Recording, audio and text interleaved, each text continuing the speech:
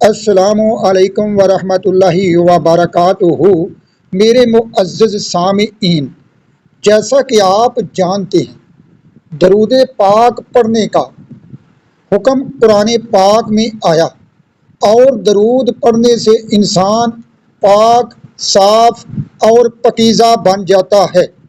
درود پاک پڑھنے والا انسان نبی کریم صلی اللہ علیہ وآلہ وسلم کے قریب ہو جاتا ہے۔ آج جس درود پاک کے بارے میں ذکر کرنے لگا ہوں اس درود پاک کا نام ہے درود منیر، اور یہ ایک بہت ہی مبارک اور اعلیٰ مرتبے کا حامل درود ہے جو اپنے پڑھنے والے کو بہت نعمتوں سے نوازتا ہے اور ساتھ ساتھ اس کا باطن بھی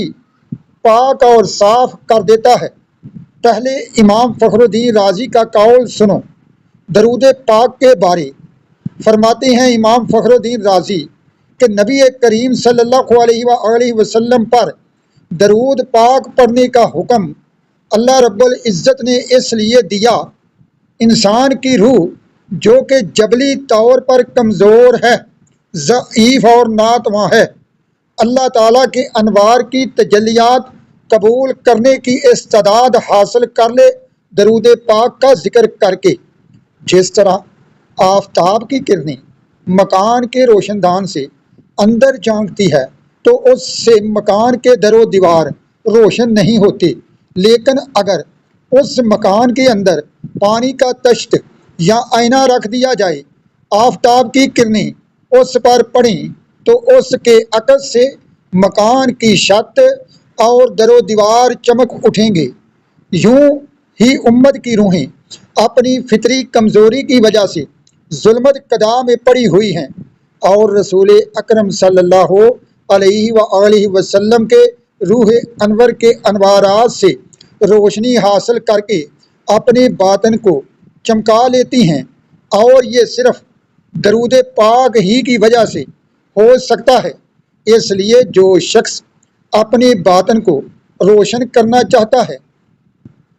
چمکانا چاہتا ہے، تو پھر اس شخص کو چاہیے کہ اس درود پاک کا ورد ضرور کرے۔ یہ درود جس کا نام درود منیر ہے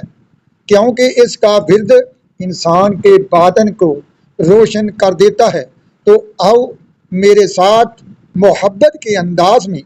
پیارے آقا رسول کریم صلی اللہ علیہ وآلہ وسلم پر درود و سلام پڑھو۔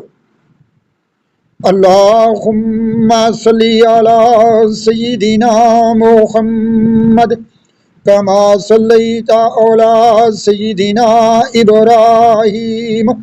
وبارک علی سیدنا محمد وعلی آل سیدنا محمد